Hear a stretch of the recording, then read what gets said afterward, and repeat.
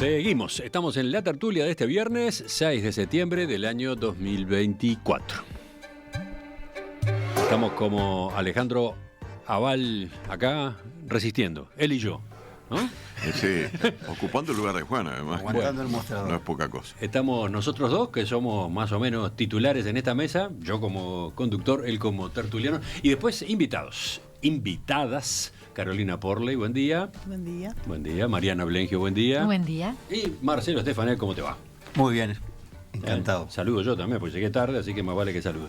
Bueno, vamos al segundo tema. La red social X, antes conocida como Twitter, no está disponible en Brasil. No está desde el domingo pasado, a raíz de una decisión del Supremo Tribunal Federal. Ese órgano, encabezado por el juez Alexandre de Moraes, ordenó suspender el acceso a la plataforma debido a que esa empresa incumplió varias órdenes judiciales que buscaban prevenir la circulación de información falsa. El juez de Moraes está enfrentado con Elon Musk, el propietario de X, desde fines del año pasado. Este magistrado, que lidera una cruzada contra las fake news en Brasil, ordenó que se bloqueara una serie de cuentas utilizadas para difundir mensajes de odio y noticias falsas. Muchos de esos perfiles corresponden a simpatizantes del expresidente Jair Bolsonaro. Elon Musk se ha negado a dar de baja esas cuentas y el mes pasado cerró la oficina de X en Brasil. Ante esa resolución, el juez Moraes ordenó la semana pasada a X que definiera un representante legal en Brasil o, de lo contrario, iba a disponer la suspensión de sus actividades, la suspensión de su servicio. La intimación no fue cumplida y el magistrado hizo lo que había anunciado que haría. Ordenó el bloqueo de la plataforma. Musk respondió casi de inmediato con un posteo en su propia red. Comillas, el régimen opresor de Brasil tiene tanto miedo de que el pueblo conozca la verdad que arruinará a cualquiera que lo intente. Y dijo algo más, la libertad de expresión es la piedra angular de la democracia y un pseudo juez no electo en Brasil la está destruyendo con fines políticos. El presidente Lula da Silva salió a cuestionar a Elon Musk y respaldó la actuación del juez de Moraes. Olha, o olhar de que todo e qualquer cidadão de qualquer parte do mundo que tem investimento no Brasil está subordinado à Constituição brasileira e às leis brasileiras. Marcelo proponía que discutiéramos este diferendo, Musk, Sí. Brasil o Musk, justicia brasileña. Sí, porque se junta lo que es algo sagrado como libertad de expresión con los nuevos medios, ¿no?, de comunicación. Yo aprendí mucho trabajando años en Búsqueda, que siempre fue un referente en la defensa de la libertad de expresión. Y recuerdo que cada tanto la dirección nos pedía que reiteráramos en carta a lectores las condiciones en que había que escribir, ¿no? Entonces eran muy rigurosas, no podía haber insultos, ¿no? Tenía que estar firmada con nombre y apellido, sello de identidad y dirección, sí. O sea, no había anonimato posible. Y si no venía así, no se publicaba, ¿no? Entonces, ahí está, lo pongo como ejemplo de que la libertad de expresión, todo bien, hay que defenderla, pero tiene límites. Y necesariamente tiene límites. Llevado al plano de lo que hoy son las redes sociales, también tiene que haber límites. Yo creo que Twitter tenía límites antes que la comprara este señor, y había anulado muchísimas cuentas, sobre todo en Estados Unidos, ¿no? Donde la mentira y las cuentas falsas, ¿no?, abundaban en defensa de Trump, y no solamente defensa de Trump, sino que desde ahí después también se hizo toda la campaña para que Bin Laden lo pudiera asumir, ¿no? Y ahí de ahí vimos aquel enero. ¿Para qué? Para que no pudiera asumir Bin Laden. Quedé un poco choqueado. Joe Biden. Un poco diferente. Tiene algo parecido. Qué gaf. Y bueno, y ahí inmediatamente que cuando Trump daba manija a través de Twitter, antes, durante y después, le cortaron la cuenta. Tuvo 2 años y pico y bueno, entonces él creó su propia red, como el niño caprichoso, ¿no?, que no me ponen a jugar en la calle al fútbol, ¿no?, y soy el dueño de la pelota, me voy. Ahora lo fueron. Ahora volvió. Entonces inventa su propia red con unos líos, o él no hace nada si no es con líos, varios líos, ¿no? Tuvo líos de propiedad, líos de cómo es que vendió las acciones, ¿no? Líos con el código fuente de la nueva Truth Social, que era su empresa, ¿no? Porque usaron sus ingenieros un código fuente libre, pero después lo quiso apropiárselo y no permitirlo entrar. Líos hasta con el edificio que todavía no terminó de construir en Punta del Este. Y bueno, y ahora ni bien Elon Musk compra Twitter, al poco tiempo habilita a todos los prohibidos por la otra Twitter.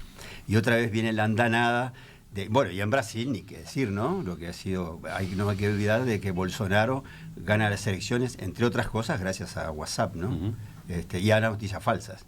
Y hoy está defendido por lo que ellos mismos autodenominan las milicias digitales, ¿no? Que empezaron a tener mucha influencia tanto en Argentina como en Brasil. Y bueno, creo que las multinacionales, así vengan acá o cualquier país, siempre tienen que adaptarse además a la jurídica del país que acampan, ¿no? O que se instalan. Y creo que Elon Musk ha violado todo lo que Brasil, las reglas brasileras, ¿no? De convivencia. Y bueno, ha sido castigado. Por más que diga que eso viola la libertad de expresión, me parece que no es sincero los sucesos como fueron, ¿no? Sí, la última rebeldía, entre comillas, la última de sus decisiones incumpliendo normativa brasileña fue la de cerrar la oficina, ¿no? Exacto. O sea, él pretendía que X continuara disponible en Brasil sin tener una oficina en el país, sí. Cosa que la legislación brasileña impide, ¿no? A ver, ¿qué dicen del otro lado de los abogados? Empiezo con Mariana. Bueno, me resulta apasionante este tema, ¿no? Porque además Mariana tiene toda su especialización en derechos humanos, a ver. Es el impacto de las grandes corporaciones y el desdibujamiento del Estado, ¿no? El Estado regulador. Realmente me genera muchas dudas. Evidentemente esto está cruzado con aspectos de política, ¿no? El anonimato en la participación en las redes es el gran riesgo, porque también la incidencia se produce en el territorio, pero no sabemos en definitiva quiénes son los que están detrás, porque todo lo que tú decías de firmar y todo, aquí puede ser cualquier identidad. Ahora sí, lo otro del punto de vista de la limitación de la libertad de expresión, quiero destacar que acá habría 9, 10 o no sé cuántos involucrados, pero esto afecta a cuántos millones de personas en Brasil. Entonces yo me pregunto, y haciendo un ejercicio bastante complejo... 22 millones de usuarios tenía 22 Twitter millones. Entonces yo soy uno de esos 22 usuarios que tengo la capacidad de construir mi pensamiento y entender que hay una incitación al odio, que es por lo cual estarían observadas estas personas. Entonces, ¿no habría una responsabilidad estatal de Brasil ante un reclamo internacional, ante mi vulneración de mi acceso a ese medio de comunicación? Porque puede salir al revés, es decir, Brasil podría ser denunciado por uno de esos millones de personas que se vieron afectadas y que dicen, bueno, yo el discurso de odio lo escucho también, lo leo también en este diario, claro. Lo leo también o lo veo por gente que está en el gobierno. ¿Cuántas personas hacen un discurso de odio y no lo hacen a través de las redes sociales?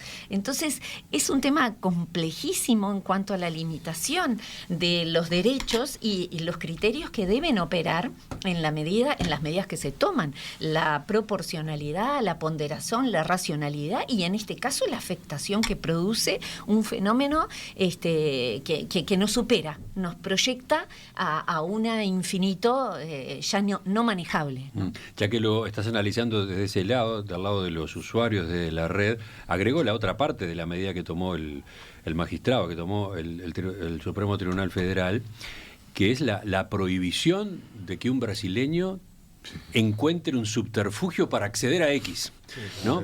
Porque se prohíbe ir por el lado de una VPN, por ejemplo. No solamente se prohíbe, se establecen multas y multas carísimas por día para cada brasileño que intente sortear el bloqueo de X en Brasil, ¿no? Y tiene derivaciones económicas, porque hay gente que utiliza estos medios de comunicación para sus propios negocios. Digamos, yo creo que esta jugada es impresionante desde el punto de vista de lo que es el desequilibrio de lo que puede ser la regulación y las consecuencias que esto puede tener. Esto no quiere decir que nadie crea que estoy de acuerdo con un discurso de odio, pero ojo con cómo solucionamos estos problemas, ¿no? Y tener en cuenta que no son por los únicos lugares que salen los discursos de odio. Y muchos de nuestros ídolos muchas veces hacen discursos de odio, ya que juntamos las tertulias, ¿no? Los temas. ¿Quién sigue ahora? ¿Carolina? Bueno, yo en realidad no tengo demasiado para decir porque me es como difícil el tema. Voy más por el lado por donde iba Mariana. A ver, el bloqueo va más, me parece que tiene más que ver con la necesidad de subordinar, ¿no? A Musk, por todo esto, el cierre de oficinas, para no pagar las multas, ¿no? Es una cuestión más como ese desacato que por el lado de bloquear el discurso de odio, porque en realidad están más o menos identificadas las personas, diferentes en otros casos. Por ejemplo, en el caso del CEO de Telegram, ¿no? Hay como una cuestión también como de no colaborar para de alguna manera sortear una cantidad de cuestiones vinculadas a la comunicación anónima, ¿no? Pero acá me parece que las personas están como relativamente identificadas y se podría haber ido contra ellas y no contra la red, me parece.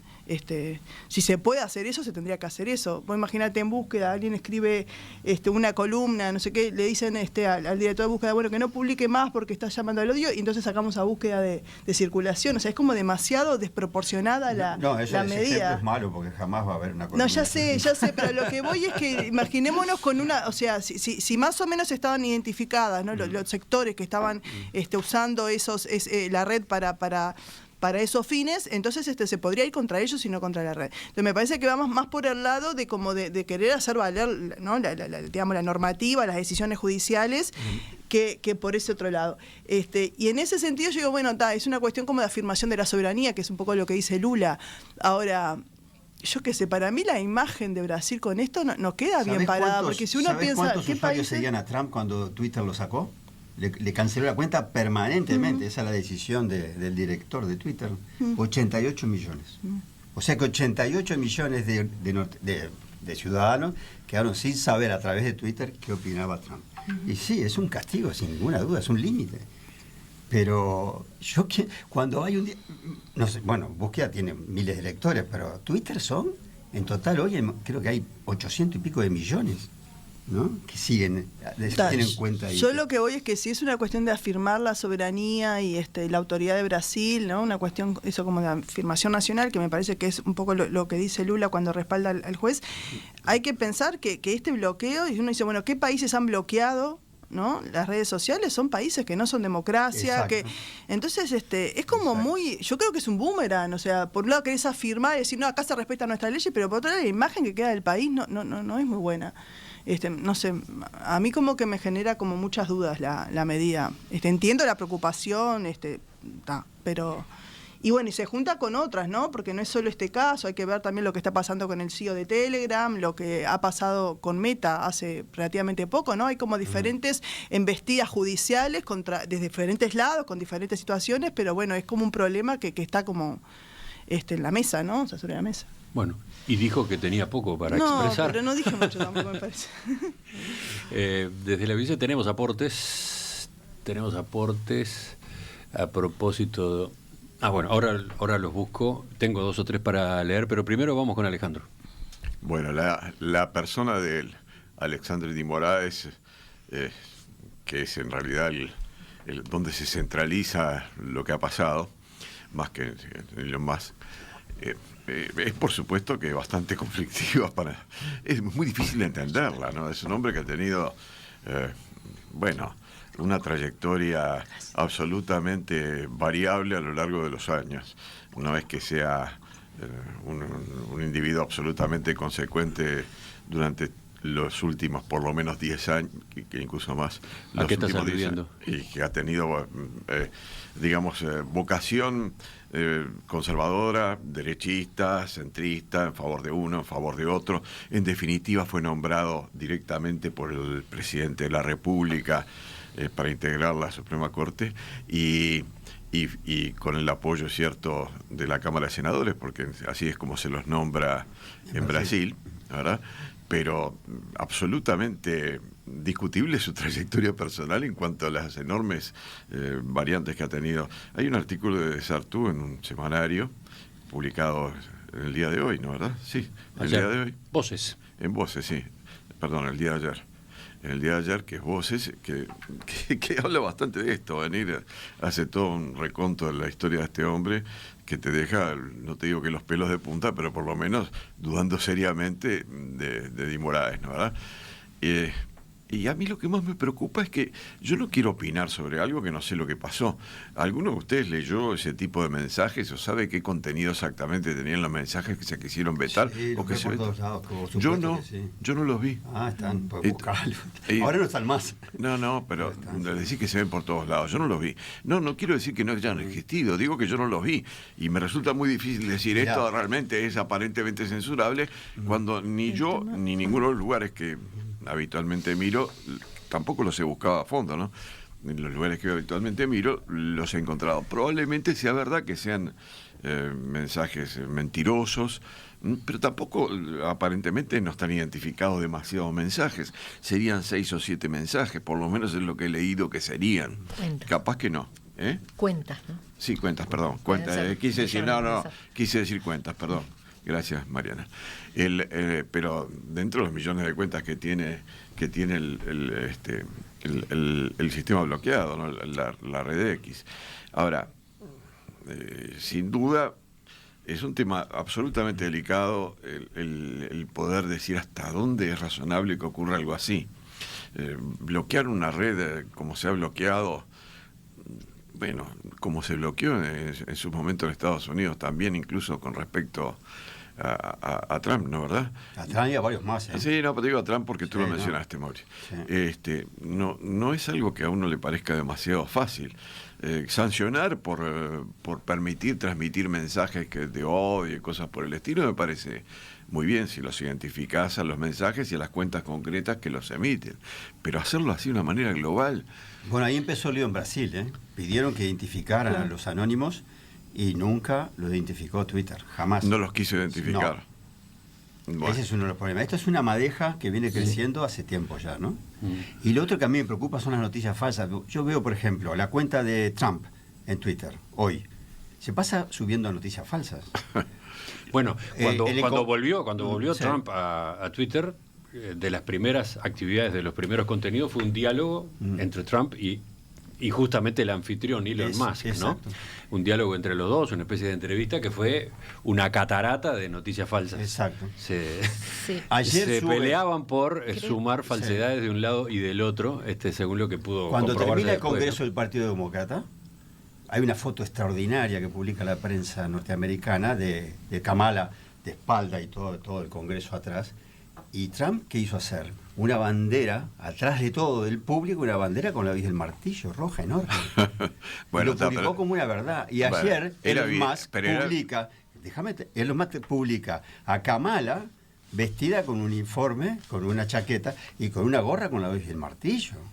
El mismo dueño de la empresa. Es una tomada de pelo. Bueno, no, pero espera. Eso es incitación al odio. Bueno, está bien, pero al mismo tiempo también reconozcamos que cualquiera podría haber identificado que eso no estaba pasando en el Congreso Demócrata, ¿no? Ni tampoco que Kamala Harris iba a estar vestida con ese coso. No sé, en ciertas regiones de los estados del medio de Estados Unidos. Con ese criterio, muchas de las caricaturas que se publican, podrían hacer reaccionar como Blanca Rodríguez reaccionó con la caricatura aquella que se publicó el otro día diciendo que no le gustaba y bloqueó al autor. Cuando es muy evidente que se trata de una caricatura, yo creo que la cosa es diferente, porque es evidente que no es una noticia falsa que se quiera hacer pasar por verdadera. A nadie se le hubiera ocurrido pensar que la bandera de la hoz y el martillo puesta al final del Congreso Demócrata formaba parte de ese Congreso Demócrata. A ver, decía mensajes de los oyentes, hay quienes apuntan al juez, Alessandro Guimaraes, que está muy bien reflejado, por ejemplo, en el podcast Alessandre de Thais Bilenki. Repasa la trayectoria justamente de este juez, dice el oyente. Es muy interesante para entender la actitud que él tiene en este tema que se está discutiendo. Hay varios oyentes, incluso oyentes que viven en Rivera y que son un poco uruguayos, un poco brasileños, que van por ese lado, ¿no? Que el juez en sí mismo es alguien controvertido, por eso mismo su decisión también. Ojo, la decisión después fue avalada, ¿no? Por una instancia superior. Por la sala. Por una sala de los 5 jueces del Supremo Tribunal Federal. No es solo de él. La decisión a esta altura ya no es solo de él. Tercero, bueno, es una decisión drástica la de Guimaraes y después avalada por el Supremo Tribunal Federal, pero Elon Musk había resuelto que se cerrara la oficina de Twitter en Brasil. ¿Cómo se hace? ¿Se permite que siga operando, que siga disponible en Brasil el servicio de una empresa que decidió no tener oficina en Brasil? Sí, no, es complicado. Eso fue para eludir la responsabilidad el poder. Eso fue para eludir la responsabilidad, de acuerdo, pero y entonces si la normativa brasileña dice que para operar tenés que tener sede y no tenés sede, ¿se la puede dejar seguir operando? Pero no fue ahí donde empezó el lío, ¿no? No, ese fue el final. No, pero digo, ese fue el final. Ahí está el tema central, el poder que tienen las gigantescas empresas tecnológicas hoy sobre los gobiernos, sobre los países, sobre los estados. Sí. Perdón, y esto de que no tuviera sede en Brasil incluso complicó la decisión del cierre, ¿no? Porque el ultimátum ese que le planteó Guimaraes a Twitter no pudo entregarse personalmente, no pudo entregarse de manera formal en mano a ninguna autoridad de la empresa en Brasil. Entonces, bueno, había varios caminos indirectos. Sancionaron creo que sancionaron a que no recuerdo el nombre, a la directora responsable que había en Brasil y que ya no lo era más porque habían cerrado la oficina. Pero creo que la sancionaron después. Pero la pregunta era cómo se hacía para notificar el ultimátum, ¿no? El plazo que se le daba. Por Twitter. Sí, había un camino que era diplomático, relaciones exteriores, por acá, que se optó por no seguir. Y entonces, ¿cuál fue la salida? Notificar en Twitter. Seguro. O sea, el juez notificó, en X, con un posteo en X, seguro, le notificó a la cuenta de Elon Musk que tenía este ultimátum. Y por supuesto, entonces aparece una discusión jurídica. ¿Es válida? ¿Fue válida? ¿Tuvo efecto esa notificación? Porque ni siquiera correspondía que fuera Musk el notificado, sino, por ejemplo, quien está al frente de la empresa, la CEO en la casa matriz. Bueno, no fue a ella a quien le llegó la notificación, le llegó vía X a Elon Musk. Entonces, ¿valió? ¿No valió? Hay todo un lío allí, hay toda una serie de demandas del tipo formal jurídico, ¿no? ¿Qué dice la otra abogada? La otra voz jurídica acá. Es apasionante, ¿no? Realmente el poder. Voy a extrapolarlo al poder de las grandes corporaciones. ¿Quiénes son realmente los que tienen el poder? Son los estados, porque esto lo podemos trasladar a otros ámbitos, ¿no? En materia de investigación con seres humanos. ¿Qué pasa con los estados cuando estamos viendo avances científicos de investigación con seres humanos que obedecen a reglas que están por fuera de todas las regulaciones interestatales? Por ejemplo, la edición genómica de embriones. No voy a entrar en ese tema, pues sería muy específico. Pero lo que sí quiero decir más o menos, es que lo hacen en China en general y en China quiero decir que todas estas cosas impactan a nivel local y tenemos que regularlas, máxime cuando el Estado empieza a no tener el poder de regular estas cosas y cuando hasta nuestros propios gobernantes muchas veces optan por comunicarse primariamente, dan las primeras noticias por estas redes. Entonces son fenómenos que tenemos que asumir e involucrarnos en ellos para ver qué pasa, quién es el que hoy gobierna en el mundo. ¿Dónde está el verdadero poder? ¿Dónde está el poder? Mira, yendo por ese lado, aparece el mensaje de Rosalba y de otros oyentes, pero elijo este, dice, creo que Brasil queda fortalecido porque defiende su soberanía. X es una mega empresa de comunicación y pensar que es un mero vehículo es equivocado. Es parte de lo que se llamaba el cuarto poder y que ahora deviene en el primer poder. Tiene que tener un límite, no puede estar por encima de la legislación de un país, dice esta oyente. Estoy de acuerdo. Estoy de acuerdo. Sí, yo también estoy de acuerdo con lo que dice el oyente. Lo que también señalo es que hay una serie de peculiaridades sobre las personas de Di Moraes que lo hacen un poco discutible en cuanto a sus decisiones y a su trayectoria. Que por otra parte el voto de la sala esa del tribunal que de alguna manera lo está apoyando, me parece que fue casi inevitable, era absolutamente inevitable dada la realidad política de Brasil en este momento. Pero yo me pregunto si está bien cerrar una red. Es muy difícil, ¿no? ¿Verdad? Es decir, que uno acepta que se cierre la red en la cual se comunican en Brasil 22 millones de personas, o se comunicaban en Brasil 22 millones de personas. ¿Está bien eso? Es como cerrar un diario y decir, se publicó algo que era incorrecto, vamos a cerrar el diario en una perspectiva de hace 50 años, y probablemente yo diría que no. La verdad, las censuras que hubieron... bueno, ya en la época de Pacheco y después fueron muy fuertes y algunas eran notoriamente groseras a raíz de alguna cosa que había aparecido. Perdón, ¿Se acuerdan? Perdóname un segundo, hasta algunas eran risibles, pero eso fue tiempo ya de la dictadura. ¿Se acuerdan de aquel aviso del día? El aviso económico que aparecía mezclado un pequeño insulto de 5 palabras. Y cerraron el día, que lo dirigía Tarío en ese momento, ¿no? Por no sé cuántos días lo cerraron. Bueno, está bien, en la época de la dictadura, pero uno piensa, ¿está bien cerrar un medio o no buscar alternativas distintas para sancionar estas cosas que son... Y la pregunta obviamente también es hasta dónde sigue esto, ¿cuándo Aquí, termina esto? Y además, del punto de vista de los límites en situaciones ordinarias, porque eso también lo dejo para pensar. Esto es una situación extraordinaria de conmoción interior o ataque exterior que implique la posibilidad de que los poderes del gobierno puedan tomar poderes especiales. Estoy hablando de lo que puede ser un instituto de medidas especiales en casos de conmoción o ataque exterior, como tenemos en el Uruguay. Pero no, tenemos en la Constitución, ¿no? Obviamente, ¿no? Pero entonces esto es muy interesante. Esto es una situación ordinaria en que podemos establecer límites, o es una situación extraordinaria en el cual podríamos invocar poderes de emergencia y de esa forma sería legítimo.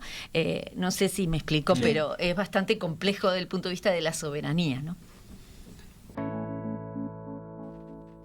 Aclaro para los oyentes que la discusión continúa en la pausa, ¿no? ¿Qué le estabas diciendo, Marcelo, a Alejandro? No, hay comparaciones que están traídas de los pelos, me parece a mí. No se puede comparar la censura de un medio como fue en la época de Pacheco, por ejemplo, con esto. Porque el proceso, no estamos hablando del proceso en Brasil como fue con X, ¿no? No cumplió las normas locales, se negó a cerrar las cuentas de los que instigaban el odio y la violencia. Y bueno, hay una previa hasta esta decisión. Enseguida venimos con el final de la tertulia, telegramas de esos que son cortos, sí, como deben ser.